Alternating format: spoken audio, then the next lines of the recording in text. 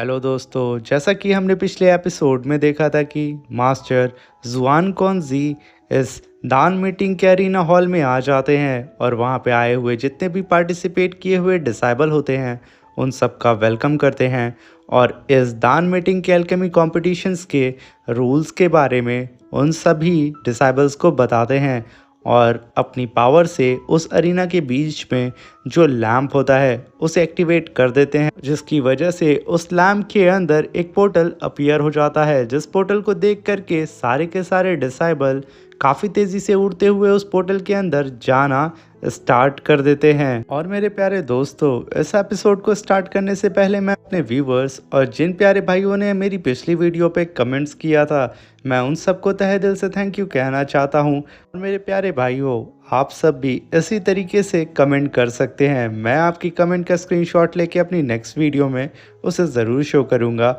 और अपनी सिटी का नाम ज़रूर मेंशन करिएगा। तो बिना देर किए हम लोग इस नए एपिसोड को स्टार्ट करते हैं। तो इस एपिसोड की स्टार्टिंग में हमें जियाओ यान को दिखाया जाता है, जो कि उसी टेलीपोर्टेशन पोर्टल के सामने खड़ा होता है और उसे देख करके कहता है कि मुझे कैसे भी करके ये टेस्ट पास करना ही होगा। ये कह करके वो सीधा उस पोर्टल के अंदर चला जाता है और तभी हम देखते हैं कि जियाओ यान उस पोर्टल से जैसे ही अंदर जाता है वो एक अलग सी ही दुनिया में आ जाता है, जहाँ पे उसके सामने अलग अलग से रास्ते दिख रहे होते हैं। तभी जियाओ यान एक प्लेटफॉर्म पे आगे बढ़ रहा होता है, तभी वो ऊपर देखता है एक डिसाइबल के सामने एक लड़की अपीयर होती है और उस लड़की को देख करके वो मनमोहित हो जाता है। और तभी जियाओ यान अपनी दूसरी साइड देखता है जहाँ पे एक डिसाइबल को हाई ग्रेड का स्क्रोल मिला होता है, जिसे पाके वो एकदम खुश होता है और उसे रियलिटी मान लेता है। तभी एक डिसाइबल के हाथ तो सोने से भरा हुआ बक्सा उसके हाथ लग जाता है, जिसे पाके वो एकदम खुश होता है।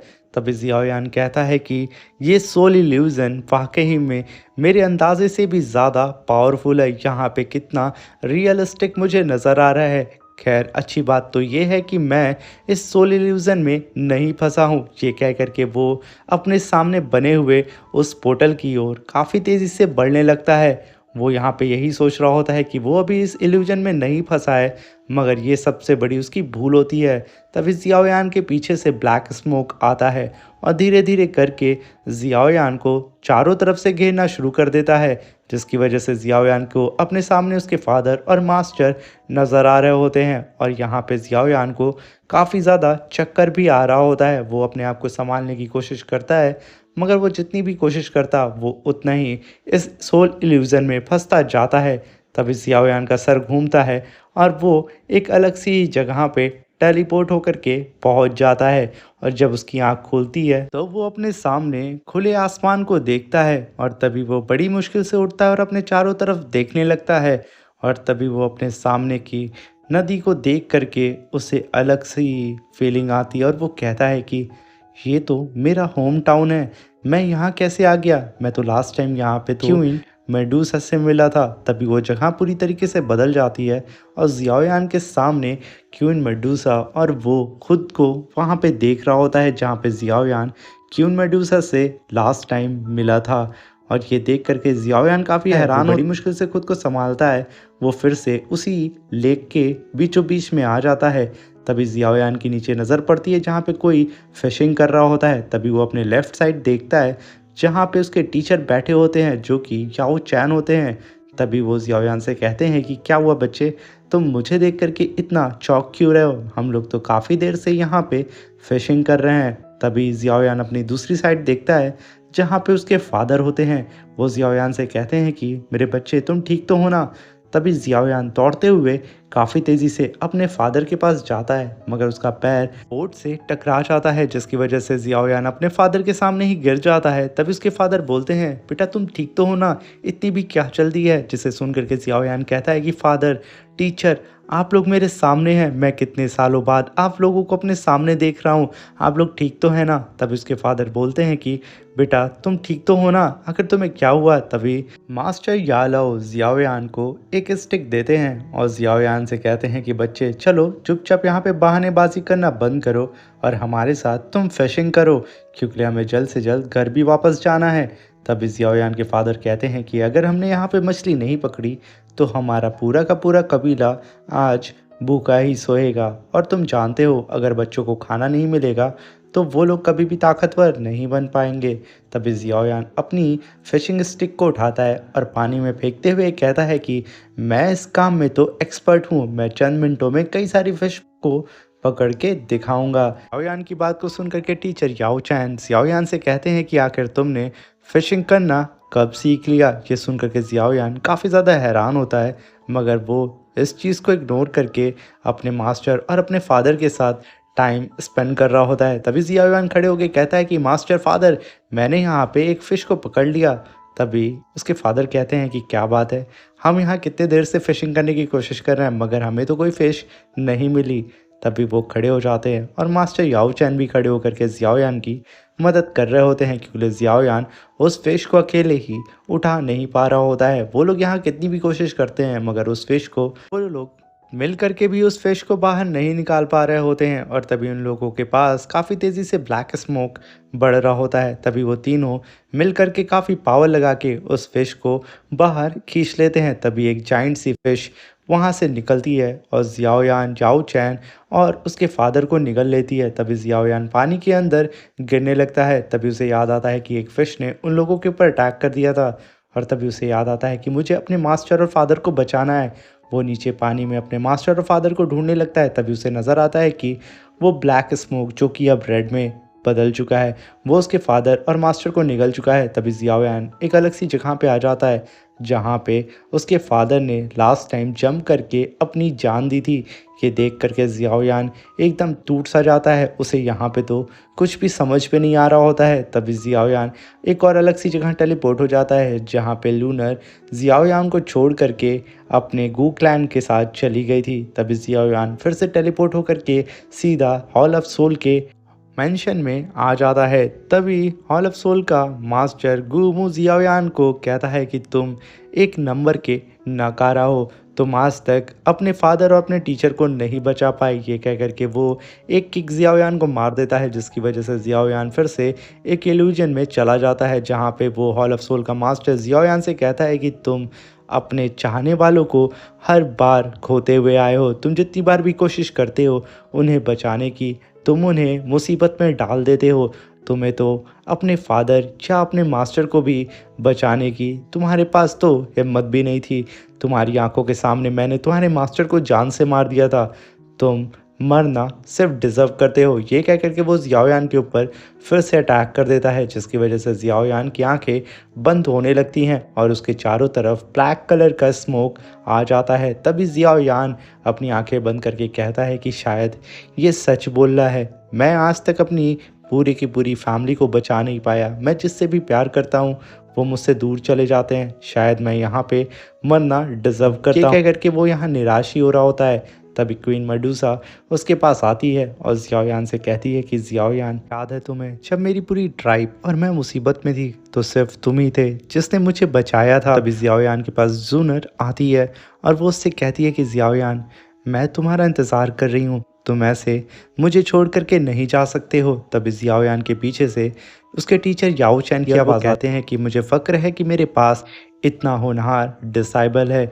और तभी जियाओयान के सामने उसके फादर अपीयर होते हैं और उससे कहते हैं कि जियाओयान, तुम्हें पता है हमारी जियाओ फैमिली में आज तक हमारे एंसेस्टर के बाद तुम एक ऐसे कल्टीवेटर पैदा हुए हो जो कि हमारी जियाओ फैमिली को इस मुकाम तक लेकर के जाओगे जहाँ तक आज तक जियाओ फैमिली नहीं पहुँची थी। तभी जियाओयान को यहाँ पे मोटिवेशन मिल जाता है और वो कहता है कि मैं यहाँ पे समझ चुका हूँ कि मुझे कैसे भी करके और भी स्ट्रांग बनना है और अपने चाहने वालों को प्रोटेक्ट करना है। मैंने हर बार उन्हें प्रोटेक्ट किया है और मैं आगे भी चल के उन्हें प्रोटेक्ट करूँगा। ये छोटा मोटा सोल इल्यूजन मुझे ऐसे ट्रैप नहीं कर सकता है, मेरे अपनी ही मेरी ताकत है। ये कह करके जियाओयान और भी ज़्यादा मोटिवेट हो रहा होता है, मगर वो ब्लैक ऑरा जियाओयान को सप्रेस करने की कोशिश करता है।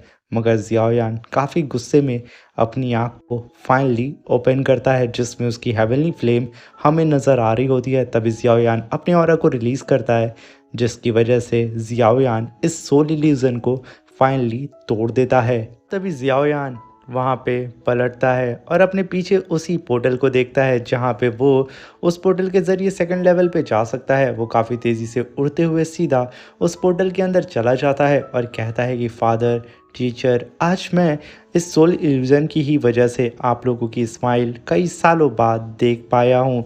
इस खुशी को अपने साथ रख के ज़ियाओयान काफ़ी तेज़ी से सेकंड लेवल में एंटर कर जाता है, जिसे देख कर के ज़ियाओयान कहता है कि अच्छा, ये है अल्केमी वर्ल्ड। तभी ज़ियाओयान को आवाज़ आती है कि कंग्रेचुलेशन, तुमने यहाँ पे फर्स्ट लेवल को कंप्लीट कर लिया है। अब तुम सीधा सेकंड लेवल पे आ चुके हो। सेकंड लेवल को गुआनतियान रलम कहा जाता है। तभी वो बंदा ज़ियाओयान के सामने दो चीज़ों को अपीयर करता है। एक तो मैप होता है, दूसरा एक स्पेस स्टोन होता है। तभी वो ज़ियाओयान के सामने उस मैप में से 3 होलोग्राम को समन करता है और ज़ियाओयान से कहता है कि ये मेडिसिनल मटेरियल है जिसे तुम्हें कलेक्ट करना होगा और इस मैप में इसकी लोकेशन को दिया गया है, जिसे फॉलो करके तुम इस मेडिसिनल मटेरियल तक पहुंच सकते हो। ये काम भी तुम्हें लिमिटेड टाइम के अंदर करना होगा। और तभी वो बंदा ज़ियाओयान से कहता है कि अगर रास्ते में तुम्हें ऐसा लगे कि तुम्हारी लाइफ खतरे में है तो तुम इस स्पेस स्टोन को क्रश कर सकते हो, और अगर तुम इस स्पेस स्टोन को क्रश करते हो तुम सीधा दान रेलम में टेलीपोर्ट हो जाओगे और तुम इस दान मीटिंग के अल्केमी कंपटीशन से निकाले जाओगे, यानी कि तुम फेलियर कहलाओगे। ये सारी बात ज़ियाओयान काफ़ी ध्यान से सुनता है। तभी वो बंदा ज़ियाओयान को बेस्ट ऑफ लक बोल के वहाँ से चला जाता है। तभी ज़ियाओयान इन दोनों चीज़ को अपनी स्पेस रिंग में रख लेता है और कहता है कि भले ही मेरे पास इस अल्केमी वर्ल्ड का मैप है, मगर ये इतना भी आसान नहीं होगा कि मुझे यहाँ पे ये सारे मेडिसिनल मटेरियल मिल जाएं।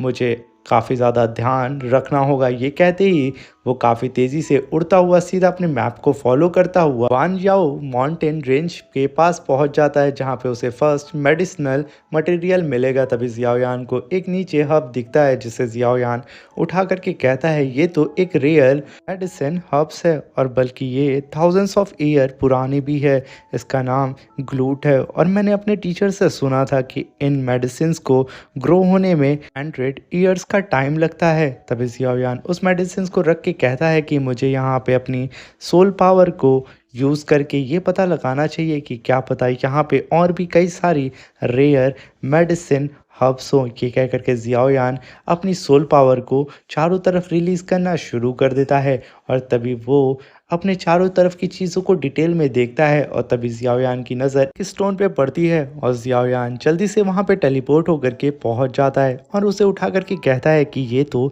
एक जेड मदर स्टोन है जो कि हट ऑफ दी हेवन के नाम से जाना जाता है। तभी ज़ियाओयान को ऐसा लगता है कि कोई बंदा इनविजिबल होकर के उसकी जासूसी कर रहा है। ये सेंस करके ज़ियाओयान तुरंत उस जेड मदर स्टोन को अपनी स्पेस रिंग में रख लेता है और पलट करके कहता है कि अब छुपने का कोई फ़ायदा नहीं है, तुम मेरे साथ आ सकते हो। तभी वो बंदा हंसते हुए ज़ियाओयान के सामने अपीयर होता है और कहता है कि बच्चे, तुम्हारे हाथ में ये जो जेड मदर स्टोन है वो मुझे दे दो, वरना मैं तुम्हारी यहाँ पे चटनी बना दूंगा और तुम याद रखना कि मैं तुम पर कोई भी रहम नहीं खाऊंगा। ये कह करके वो ज़ियाओयान को और भी धमकी देने लगता है और भला ज़ियाओयान किसी के भी धमकी से डरने वाला तो है नहीं। तभी ज़ियाओयान कहता है कि मोटे सुन, तेरी इतनी औकात नहीं है कि तू मुझसे यहाँ पे फाइट कर सके। बेहतर तेरे लिए यही होगा कि तू यहाँ से 9-2-11 हो जा, वरना तेरी मैं चटनी बना दूंगा। तभी वो मोटा कहता है, अरे मैं तो डर गया, यहाँ पे 2 स्टार दाओजोंग का कल्टीवेटर मुझे धमकी देने की कोशिश कर रहा है। तभी ज़ियाओयान उसे कोल्ड लुक देता है। तभी वो बंदा ज़ियाओयान को चिढ़ाना शुरू कर देता है और नौटंकी करता है कि अरे रे मुझे प्लीज़ मत मारना। तभी ज़ियाओयान अपने हेवनली पपेट को समन करता है और उससे कहता है कि इस मोटे को तो छोड़ना मत। तभी वो मोटा ज़ियाओयान के हेवनली पपेट को देख करके उसकी बोलती बंद हो जाती है और वो कहता है कि क्या इस लड़के के पास 8 स्टार का दाओजोंग का पपेट है, आखिर ये कैसे हो सकता है। तभी ज़ियाओयान कहता है कि अपने हेवनली पपेट से जा करके इसकी चटनी जल्द से जल्द बनाओ। ज़ियाओयान की बात को सुन करके वो मोटा कहता है, अरे मोरी मैया प्लीज़ भाई मेरे, मुझे जाने दे, मुझसे गलती हो गई कि मैं तुझसे भिड़ने आ गया। तभी ज़ियाओयान कहता है कि अब बहुत देर हो चुकी है। तभी ज़ियाओयान का हेवनली पपेट काफ़ी तेज़ी से उड़ता हुआ सीधा उस मोटू के एकदम करीब आ जाता है और खींच करके एक लात उसकी बैली में दे मारता है। इधर बेचारा वो मोटू जियाओयान से फिर से माफ़ी मांगने लगता है, मगर तभी जियाओयान का हेवनली पपेट खींच करके एक लात सीधा उसके सर पे दे मारता है और फिर एक कोनी सीधा काफ़ी तेज़ी से उसके पेट में फिर दे मारता है। यहाँ पे जियाओयान का हेवनली पपेट इस मोटू की बहुत गंदी तरीके से धुलाई कर रहा होता है। तभी वो मोटू अपने एल्केमी फर्नेस को समन करता है और जियाओयान से कहता है कि मैं तुझे नहीं छोड़ूंगा।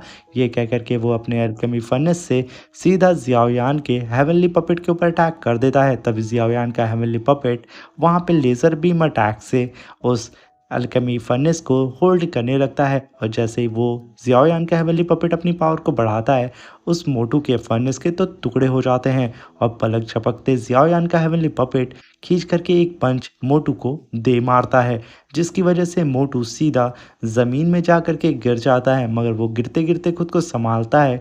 तभी जियाओयान का हेवनली पपेट एक पंच लेकर के सीधा उसकी ओर काफ़ी तेज़ी से बढ़ता है। ये देख करके वो मोटू काफ़ी तेज़ी से उड़ता हुआ वहाँ से भाग जाता है और माफ़ी मांगता है जियाओयान से। तभी जियाओयान कहता है कि मैं यहाँ पे रह करके और टाइम वेस्ट नहीं कर सकता हूँ, मुझे जल्द से जल्द मैप को फॉलो करके उन सारे मेडिसिनल हब को ढूंढना होगा।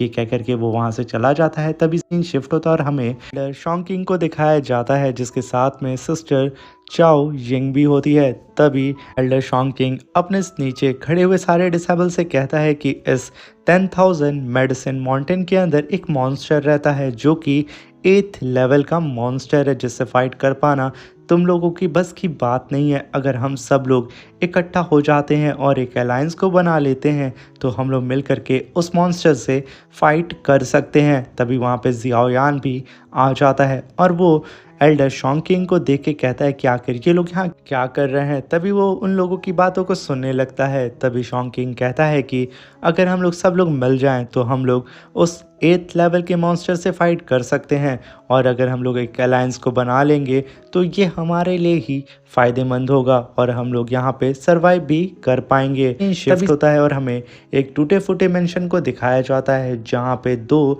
जानवर जैसे दिखते हुए इंसान उसी मोटू और एक पतलू को पकड़ के लेके आते हैं और अपने किंग के सामने पेश करते हैं और उससे बताते हैं कि मास्टर दोनों ही दांता रेलम से बिलोंग करते हैं और ये लोग हमारे एल्केमी वर्ल्ड में आकर के मेडिसिनल हब को चुरा रहे थे। ये सुन करके उनका किंग काफ़ी भड़क जाता है। वो मोटू कहता है कि लॉर्ड प्लीज़ मुझे माफ़ कर दें, मैंने यहाँ से कोई मेडिसिन हर्ब्स नहीं लिए हैं, बल्कि मैं तो सिर्फ जेड मदर स्टोन को लेने जा रहा था, बट वो तो किसी और ने लेकर के चला गया। यहाँ पे जेड मदर स्टोन का नाम सुन करके वो किंग भड़क जाता है और अपने पैर को ज़मीन पे दे मारता है। उसके और प्रेशर से ही वो मोटू पतलू तो एकदम हिल जाते हैं। तभी वो जानवर जैसे दिखने वाले चीता और शेर बोलते हैं अपने किंग से कि मास्टर इन दोनों गधों को आप हम पर सौंप दें, इन दोनों को हम लोग जान से मार करके इनकी बोटी बोटी करके आपके लिए एल्केमी सूप बनाएंगे, जिसे खा करके आप अपनी पावर को और भी ज़्यादा बढ़ा सकते हैं। तभी हम देखते हैं कि उनका किंग कहता है कि इन दोनों गधों को मैं तुम पे छोड़ता हूँ, जाओ जो करना है तुम कर सकते हो। तभी वो दोनों ही उन दोनों मोटू पतलू को पकड़ के गिर्राते हुए ले करके उसके महल से चले जा रहे होते हैं और तभी वो मोटू कहता है कि अरे मालिक मैंने यहाँ पे कुछ भी नहीं लिया है, प्लीज़ मुझे माफ़ कर दें। मगर तब तक वो लोग वहाँ से जा चुके थे और दरवाज़ा बंद हो चुका था। तभी दरवाजे के बाहर से काफ़ी आवाज़ आने लगती है। यहाँ ऐसा लगता है कि कोई वहाँ पिट रहा है। तभी हम देखते हैं कि वो शेर और वो चीता काफ़ी तेज़ी से दरवाजे को तोड़ते हुए सीधा किंग के पास आके गिरते हैं। तभी किंग पलटता है और उसके सामने एक छोटी सी लड़की की शैडो अपीयर होती है, जिसे देख करके वो काफ़ी दंग हो जाता है। जैसे कि यहाँ पे इन जानवरों के पास कोई इनसे भी ज़्यादा ताकतवर जानवर आने वाला है। गाइस कमेंट बॉक्स में ज़रूर बताइएगा कि ये कौन है। अभी सीन शिफ्ट होता है और हमें एल्डर शॉन्किंग को दिखाया जाता है, जिनसे वो सारे कल्टीवेटर कहते हैं कि एल्डर शॉन्किंग अगर हम आपके साथ अलायंस को बना लेते हैं तो इसका क्या भरोसा कि ये लोग हम पर अटैक ना करें। जिसे सुन करके एल्डर शॉन्किंग कहता है कि मैं इस अलायंस को बनाने से पहले तुम सब के साथ एक कॉन्ट्रैक्ट पे साइन कराऊंगा कि कोई भी एक दूसरे को धोखा ना दे सके। वो कॉन्ट्रैक्ट का नाम है वर्ल्ड ऑफ वारक्राफ्ट, जिसको तोड़ने की हिम्मत यहाँ पे कोई भी नहीं कर सकता है। जिसे सुन करके वो सारे के सारे कल्टीवेटर यहाँ पे एल्डर शॉन्किंग के साथ शामिल होने के लिए एग्री हो जाते हैं। तभी एल्डर शॉन्किंग कहता है कि अब देर किस बात की है, अब हम लोग एक अलायंस को बनाने वाले हैं और हम लोगों को जीतने से कोई भी रोक नहीं सकता है। तभी सारे के सारे कल्टीवेटर यहाँ पे एल्डर शॉन्किंग की जय जयकार करने लगते हैं और यहाँ पे हमें सिस्टर चाओ यंग और एल्डर शॉन्किंग को दिखाया जाता है, जो लोग को देख करके ऐसा लगता है कि ये लोग ये सारी प्लानिंग करके आए थे कि उन्हें ये कंपटीशन कैसे खेलना है। तभी दूर बैठा जियाओ यान इन लोग को देख करके कहता है कि ये प्लान एल्डर शॉन्किंग का काफ़ी अच्छा है, मगर मैं ऐसे अननोन लोगों पे भरोसा नहीं कर सकता हूँ। अगर मैं इन लोगों के साथ मिल करके इस अलायंस को बना लूँ और इनके साथ मिल करके इस कंपटीशन को खेलूँ, तो क्या भरोसा कि ये लोग मुझ पे अटैक कर दें। और मैं यहाँ पे किसी भी प्रकार का कोई भी रिस्क नहीं लेना चाहता हूँ, क्योंकि मुझे कैसे भी करके टॉप 10 में आना है। तभी मैं उस हेवनली फायर को अचीव कर सकता हूँ और उस फायर से मैं इतना पावरफुल हो सकता हूँ कि मैं अपने मास्टर को बचा सकूँ। और ये कह करके जियाओ यान चुपचाप ऊपर बैठ करके एल्डर शॉन्ग की बात को सुन रहा होता है और उन लोगों की तरफ देख के कहता है कि आखिर मैं यहाँ क्या करूँ। तभी हम देखते हैं कि जियाओ यान के ऊपर कोई पीछे से अटैक कर देता है, जिसे सेंस करके जियाओ यान तुरंत उसे डॉज करता है और नीचे आ जाता है। जब जियाओ यान देखता है कि उसके सामने वान जोंग खड़ा हुआ है और उसने ही जियाओ यान के ऊपर अटैक किया था, तभी जियाओ यान खड़े होकर के कहता है कि क्या बात है, तुम लोग मेरे सामने ही आ गए। वैसे भी मुझे जुआंग में सेक्ट से बदला लेना था, तुम लोगों से मेरा पुराना हिसाब किताब है। क्योंकि तुम लोग को शायद याद होगा कि तुम ही लोगों ने हॉल ऑफ सोल को ये बताया था कि मैं दांता सिटी में हूँ। ये सुनकर के जोंग कहता है कि हाँ, हमने ही तुम्हारी लोकेशन को रिवील किया था। तभी जियाओ यान कहता है कि क्यों ना अब हम लोग अपने हिसाब किताब को यहीं पे चुकता कर लेते हैं। इसी के साथ हमारा ये शानदार सा एपिसोड खत्म हो जाता है। और मेरे प्यारे भाइयों, प्लीज़ थोड़ा देर रुक जाइएगा, क्योंकि लास्ट में इसके नेक्स्ट एपिसोड के ट्रेलर को भी मैंने एक्सप्लेन किया है, तो प्लीज़ उसे देख के जाइएगा। तो नेक्स्ट एपिसोड में कुछ ऐसा होने वाला है कि जियाओ यान की फाइट इस जोंग से होने वाली है और जोंग अपने दोनों एल्डर से जियाओ यान के ऊपर अटैक करने के लिए बोल देगा। जैसे ही जियाओ यान की फाइट उन दोनों एल्डर से होगी और वहां पे शोर शराबा होगा, तो ये बात बगल में ही रह रहे हुए एल्डर शॉन्किंग को भी पता चल जाएगी और वो जब जियाओ यान की यहाँ पे मदद करने के लिए आएगा। और तभी एक और ट्विस्ट यहाँ होने वाला है कि वहाँ पे हॉल ऑफ सोल का वही मेंबर आकर के वहाँ पे सोल बैरियर को बना देगा और वहाँ पे काफ़ी खतरनाक फाइट भी हमें देखने को इस नेक्स्ट एपिसोड में मिलने वाली है, क्योंकि जियाओ यान फुल पावर को यूज़ करके इस हॉल ऑफ सोल के मास्टर से फाइट करने वाला है और साथ में चाओ यंग भी जियाओ यान की काफ़ी मदद इस फाइट में करने वाली है और ये फाइट सच में देखने के लायक होगी। तो मुझे इसके नेक्स्ट एपिसोड का सच में बहुत ही बेसब्री से इंतज़ार है। और लास्ट में आपको याद होगा कि उन दोनों शेर को किसी ने किक मारा था, यानी कि नेक्स्ट एपिसोड में लूनर की भी एंट्री होने वाली है और यहाँ पे वो इन लोगों से यानी कि इस टाइगर से मसाज करा रही होती है। तो अगला एपिसोड काफ़ी ज़्यादा शानदार होने वाला है। उसके लिए चैनल को लाइक शेयर सब्सक्राइब कर दें कि आपको जल्द से जल्द इसकी अपडेट मिल सके।